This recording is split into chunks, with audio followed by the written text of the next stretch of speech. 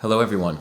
This video concludes the three-part discussion on anger. In the first video we talked about the metaphysics of anger, the nuts and bolts of anger, how anger hangs together, 5 different parts of anger and so on.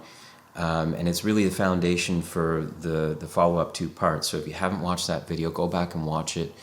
The last video we talked about people who have issues with not accessing that anger. Instead of anger showing up, they often get a tension or a discomfort or an anxiety response.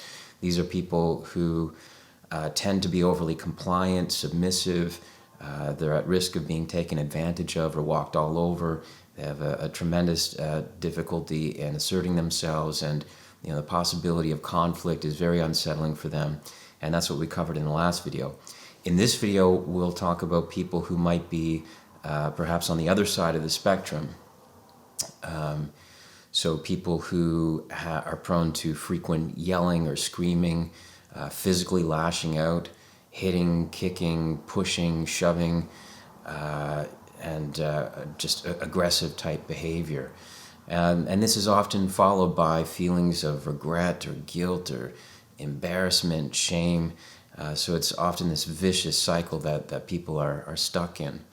So this is what we're going to get into today. Now, first, how do we conceptualize the problem? How do we make sense of this problem? And some of this, I hope, is maybe new for some of you and adds some insight as to what could be going on there. Now, one thing to consider is the problem might not be entirely that there's too much anger, but rather there's a difficulty in dysregulated anger. The anger is impulsive. In other words, it becomes aggression through verbal aggression or physical aggression, just that impulsive type behavior. So it's not the feeling necessarily that's the problem, although it could be in part, but rather how it manifests through action, behavior. And again, it's very reflexive and dysregulated. And this is really a symptom itself of poor emotion regulation. So the inability to effectively regulate that emotion of anger, being able to hang out in the feeling of anger without it getting away from you, without it kind of jumping in the driver's seat, taking charge of things and just, railroading your relationships or causing a situation that you're later going to regret. So part of how you might think about it is you need to get better at being able to hang out in that energy without that energy being so dysregulated or impulsive. We talked, I think, in the initial video and touched on that in the last, where you almost want to imagine that you have this cylinder or this barrel in your body that you can just fill up with feeling. And if it spills over, then it's going to spill over into dysregulated impulsive action. But thankfully, the idea with this metaphor is that that barrel or that cylinder can expand as that anger comes in this case. So it can be as large as you need it to be, and you can hang out in that energy, you can regulate that feeling without it getting away from you. So that's the idea. One of the things that I've noticed in the years that I've worked with people around this stuff is they often describe it as almost like there's a buildup that happens, and there's just a strong craving just to release all of that energy. So build up and a release. And if we kind of break that apart and try to get a sense of what's going on there, the buildup in many cases is a buildup of tension, a buildup of a very strong stress response, and the release that the person is craving on some level or seeking out is the release of all that tension. So that's maybe a way to think about it. So it does provide short-term relief from all that tension, but again, it's often followed up by these horrible feelings of remorse and guilt and shame and embarrassment and that kind of thing. So the way to think about that is, well, what is the tension? Is the tension the anger? I would say no, it's not the anger. It's almost like a pressure cooker type situation where all that energy builds, but it doesn't move, it doesn't flow. It gets constricted. It's like there's like a valve that should be opened up a little bit, and it's not. So there's this buildup of all that tension. And as we talked about in previous videos, the tension or the stress response, you could almost see it as a form of anxiety almost. And anxiety is your body anticipating a threat, and the threat may not be an external threat necessarily, but an internal one, the threat of the feeling that you're not effectively regulating. So just think about this again from an evolutionary perspective. Anger should feel like an expansiveness. It should feel like there's a dynamic movement to it, a kinetic energy that is just there in your body, the warmth in your chest, and so on. People who have that pressure cooker type situation going on, oftentimes what will happen is they'll feel the flushness in their face. It's like all that pressure kind of creates this clamping down, this constriction, and all the heat kind of builds in their head or something until they get that release. And again, what you want to do is you want to try to allow that expansion to happen in your body a little bit, and that heat to show up a little bit in your sternum and your chest, and all that force and power to reside there without having to act on it. Easier said than done, I know, but that's more or less what you're aiming for. So the tension and the pressure cooker type situation can be seen as complicating, and anxiety complicating that anger response. And so you want to get beneath some of the tension response so that you can properly exercise that capacity to feel your way through your anger, not the aggression, not the acting out, the feeling. That's the other thing to keep in mind. I want to keep this part very clear. The feeling is not the acting out, right? So that's what we're trying to access, the feeling, so you can hang out in that energy without it being impulsive. That's the whole thing. When it's impulsive, dysregulated, that's aggression, and that's something that we don't want in most cases. Okay, what else is there to say about that? So the other thing is that part of the, again, conceptualizing this, part of the problem with these kinds of individuals, and again, I don't want to speak for your particular case, don't take this as therapeutic advice or anything like that. This is just some general ways to ponder your situation and try to think about these things. The other issue is that it can be a difficulty in accessing some of those more vulnerable feelings. So we talked about in the first video how it's almost like two sides of the same coin. So there's the anger part, but anger has a structure to it where there's often a hidden component to it. I'm angry at you for hurting me. I'm angry at you for disrespecting me. I'm angry at you for neglecting me. I'm angry at you for mistreating me, whatever it is. And it's the more vulnerable feeling that is often beneath the anger. And people who have a difficulty with too much of this anger, dysregulated anger, which shows up as aggression, in my experience, they have a low capacity for accessing those more vulnerable feelings. And if you're in a healthy way and have a healthy personality and a healthy capacity to regulate your emotions, you should be able to feel both sides of it. So if you can't feel the anger side of it, you're going to have problems. If all you feel is the anger side of it, and especially if it's dysregulated and prone to aggression, you're going to have problems. So you want to try to access the softer, more vulnerable side of things. Access the feeling of hurt, the feeling of disappointment, the feeling let down, whatever that is. You want to try to capture that and hang out in those feelings.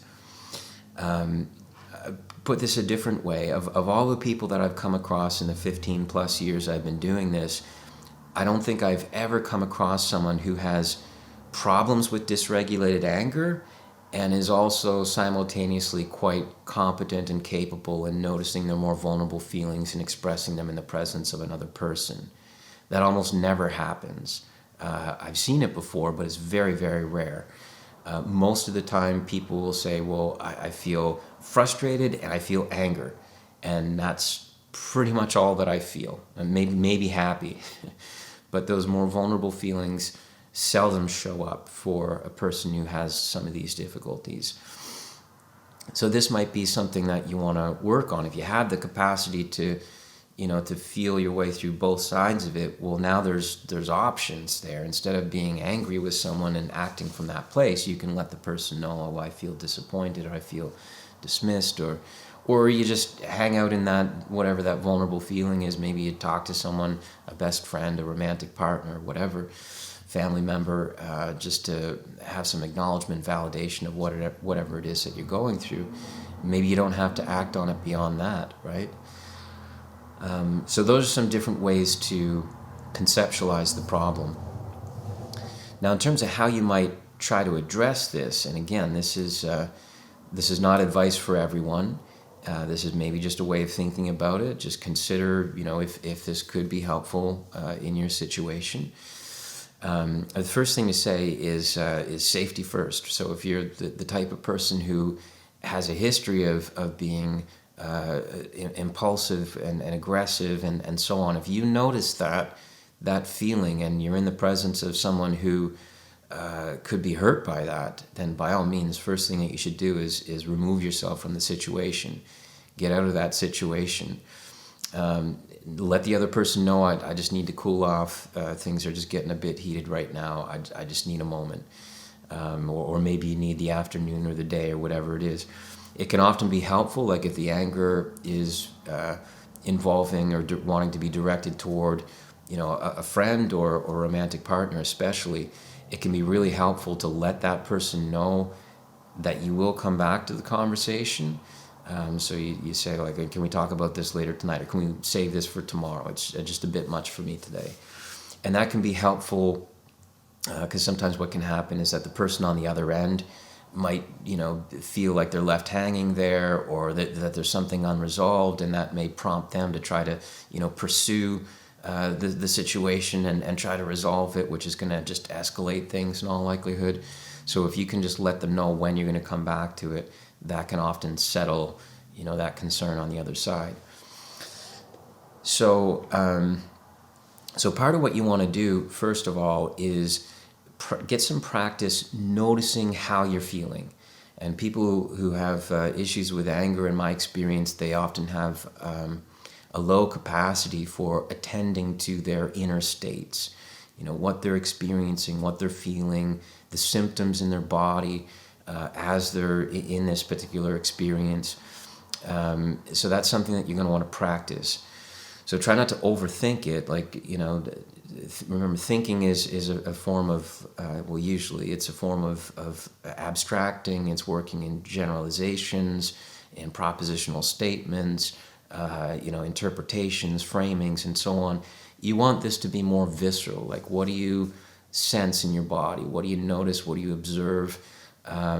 What are the symptoms, sensations that you can notice? Where do you notice them? Is it in your throat, your chest, your belly, your hands, your head? Does it have heat to it? Is there movement to it? Is there constriction? Is there expansion? So just being really curious about what's going on there. Another way of putting this is you can't change what you don't see. So part of it is that you have to see what's going on there. You have to notice what's going on there in order to have a chance of doing something about it, doing something with it. As we talked about previously, one of the things that you want to do is differentiate the thought from the feeling. So this is something that people struggle with. Well, this is what I think. This is what, how I'm framing it. This is my interpretation. And no, that's the thought. What's the feeling? What are the sensations? What do you notice in your body? So you can have thoughts alongside feelings, of course, but you really want to capture the experiential side of things.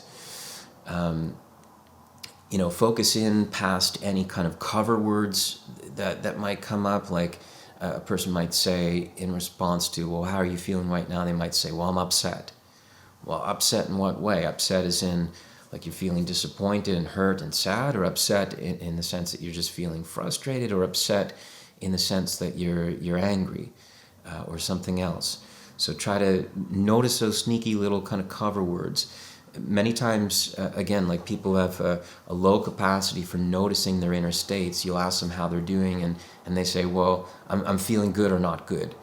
And when someone says, well, it's not good, well, yeah, well, what is it then? So it's not a good feeling. What kind of feeling is it? So try to get beneath that stuff. If you can label the feeling, So if there is tension there, if there is constriction, if there is that tightening up, interpret that as, or label that as a form of anxiety, a form of constriction. That's not the anger in the way that we've talked about. So again, go back to the metaphysics of anger video. We talked about this. There should be that expansiveness, the warm feeling in your sternum up through your chest into your shoulders, the power in your body, the heat, the dynamic movement that wants to be directed outward. It shouldn't be a tightening up. It shouldn't be a clamping down. There shouldn't be any of that sort of thing. Anger sees with focus. You get that focus going on. And then maybe interpret the feeling. If there is the tension, interpret that. Well, what does the tension mean? Well, the tension is a form of stress. It's a form of anxiety. It's your body anticipating some feeling that threatens to overwhelm you, and the feeling may very well be the anger. The anger threatens to overwhelm you because you haven't maybe had enough practice hanging out in the anger, just, being comfortable with the anger. So when the anger comes in, we go back to that cylinder example. You want to have that big cylinder that can just fill up with anger, and it can expand, be as big as it needs to be. It's not going to spill over into impulsive action. People who have a low capacity for regulating their anger, it's like they have a little itty bitty thimble cup, and as soon as anger splashes in there, it just spills over immediately into action. So you have to build that capacity to tolerate your anger without it being impulsive, without it being dysregulated. So part of feeling the anger without it being impulsive is you try to work with the right metaphors, as we've talked about in a previous video. Indulge in the metaphor of the hot coals. Envision that there's just this burning, simmering, hot coals in your core, in your chest. You don't want to imagine like fireworks, explosions, that kind of stuff. That's not the metaphor that's going to help you hang out in that energy. And as we've talked about previously, engage in the mental enactments. If you're in that feeling, what does the feeling want to do? You don't have to do it. That's a key thing. And in most cases, you do not want to do whatever that feeling wants to do. That feeling is just a small part of you. It's not the whole of you, right? But you listen to it for a moment. You allow it into the foreground. What does that feeling want? Well, the feeling might want to yell at this person. The feeling might want to shove them to the side and tell them off. It might want to do all kinds of things. And give your mind, your body permission to indulge in that brief little fantasy, so that you can work through the feeling a little bit. Now, this kind of thing, that the mental enactments and practicing, envisioning what the anger wants and so on, this is something I think is going to be far more important for the kinds of people that would maybe fall a little bit more into the last video. People have difficulty accessing that feeling. This is something you might want to dabble with a little bit if you have too much of the anger thing going on. But I think of the options that are going to be of most benefit to you, I would say, practicing the more vulnerable side of things is going to be probably something that you really need to work on. Okay, and from that assertive energy, just to back up a step, from that assertive energy, you can imagine what it wants to do, but then you can say, well, I don't want to use it in that way. Because if I was to act it out, that brings me to that familiar place where I'm embarrassed and I'm feeling remorseful and guilty and ashamed and all the rest of it. You don't want to do that, of course, but you can use that assertive energy in your body to set a boundary with someone, to assert yourself in just a no-nonsense way. I'm not going to put up with this. This is not okay with me, whatever that is.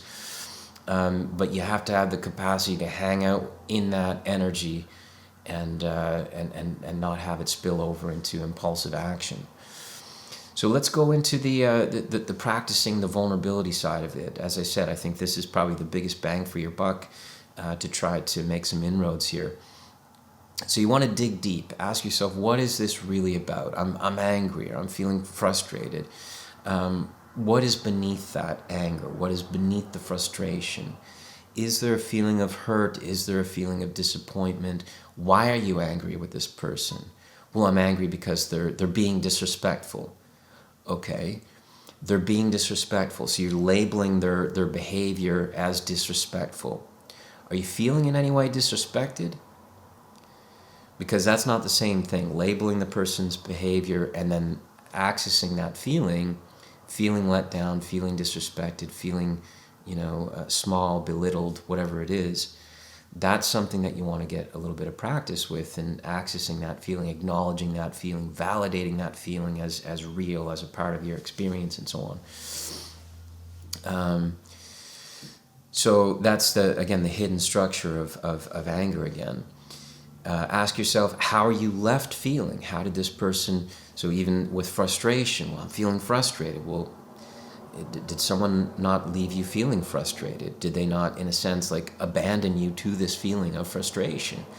Now there could be, well, I'm angry at them, or I have a feeling of anger toward them for frustrating me. That's one side of the coin. The other side of the coin is you're left feeling frustrated. Does that not entail that someone, disappointed you, let you down, was neglectful in some ways? And do you feel neglected? Do you feel hurt in any way? So you want to try to coax that feeling to come forward a little bit so that you can get a little bit more practice, indulging it.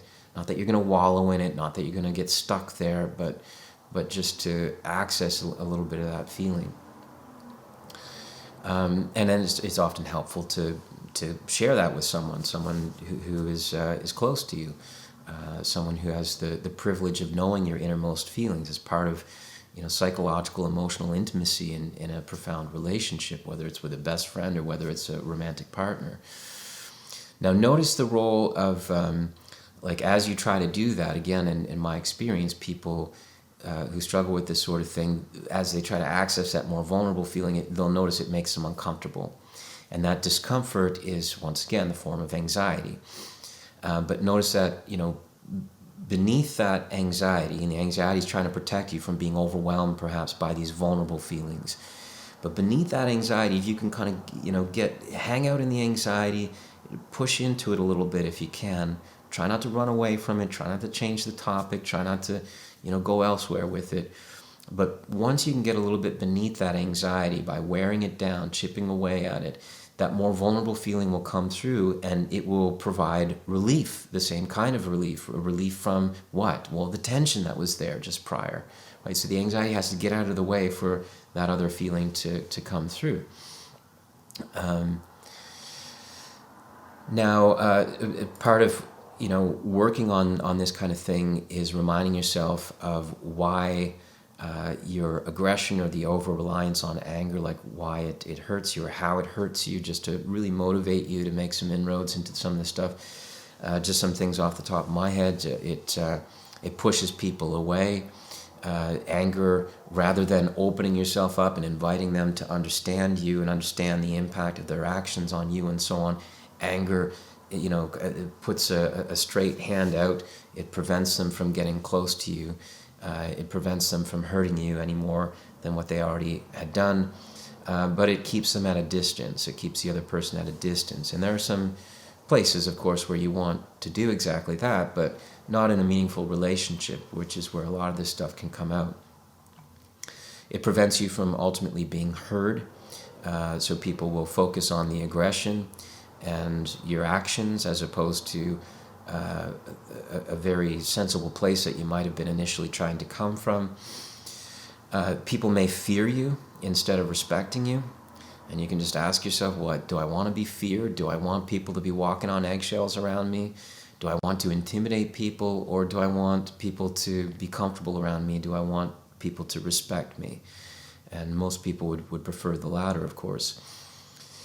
It can be a cause of misunderstandings when the impulsive anger comes in, and again, it can often lead to feelings of guilt and shame and all the rest. So when you're working on the vulnerability side of things, understand that this is, again, easier said than done. You have to be patient, you have to practice it, and just, chip away at whatever anxiety or discomfort or patterns of avoidance you maybe overuse. And get good at noticing those patterns. That's part of the detective work. Almost like you're playing Sherlock Holmes to yourself. Like, how am I avoiding this? Or how am I, getting away from this? Or what little kind of sneaky, sly little tricks will my mind or my body play on me to betray, acknowledging that more vulnerable feeling or whatever that might be. Additional problems that people can run into with too much anger. Sometimes people feel like they have something to prove. which suggests like maybe underlying feelings of shame that they have to overcome, or they have to demonstrate their worth to others. And so when there's an impasse of some sort, they feel like they have to one up the other person, or they have to prove, to the other person that they're right, or whatever it is. And if you can, just try to let go of that. I know easier said than done, but you ideally you want to let go of that. You want to feel within yourself that you have nothing to prove. You have nothing to show the other person, to demonstrate this, that, or the other. You know who you are, you know what you're worth, and it doesn't matter so much that the other person always recognizes that, to your satisfaction. If you're in a comfortable place, if you're in a confident place within yourself, you got nothing to prove, in most cases. Sometimes people will feel like the other person is pushing their buttons, and that's part of what contributes to their aggression. Try to remind yourself that they're your buttons. You decide if and when they're going to be pushed. Don't give the other person the power over you, to like you're a marionette and they're pulling the strings and so on. That's one of the ways in which some bullies can get great satisfaction and joy, knowing that they have that control over another person, upsetting them to the point where they get aggressive or angry in some impulsive way. Don't give the other person the satisfaction if you have someone like that in your periphery. They're your buttons. Don't allow them to be pushed.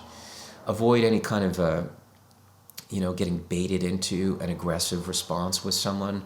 Again, that's a caveman mentality, might makes right kind of thing. Don't reduce yourself to that. If you see someone baiting you into that, don't take the bait if you can help it. Some people have overly idealistic kind of notions of what should be the case, and so when the world disappoints, they get very upset, bent out of shape, and they get resentful, and they're brooding in this kind of tense, kind of ruminating kind of state. Try not to do that sort of thing if you can. Try on some stoicism, see how that feels. The Stoic idea is that there's no such thing as a perfect world, as a utopian, human world. It probably isn't going to happen. That's the Tower of Babel kind of thing. You try to resurrect this thing, and it creates more problems than anything else. We saw this in the 20th century with these utopian projects and so on, right? So the Stoic mentality is that life is tragic, life is suffering, life is full of hardships and pain, and it's really a matter of how are you going to carry that with dignity? How are you going to endure that suffering? And that's the challenge to you as a human being. So try on a little bit of that philosophy if you can. That may help. So just as we're wrapping up here, I know a lot of this stuff is easier said than done. This is just meant to just give you some different ways of thinking about it, just a starting point, that's all. See if there's anything there that resonates with you that you might explore a little bit further, either on your own or with a therapist. Don't take any of this as specific advice in your situation. Some of these things may not apply. Again, it's just to give you some ways of thinking about it. I guess the other thing is that when you're working on some of these changes within yourself, be patient, cut yourself some slack, understand that a lot of these things are rooted in bodily responses that usually have a long history. It'll take some time, you'll have to chip away at it, so try to practice a bit of self-compassion as you're doing that. So I hope that you found something useful in the video, something insightful. I would appreciate people subscribing if they haven't already done that, like the video, and share it if you would to people who could benefit from it. Okay, thanks for watching. We'll see you in the next one.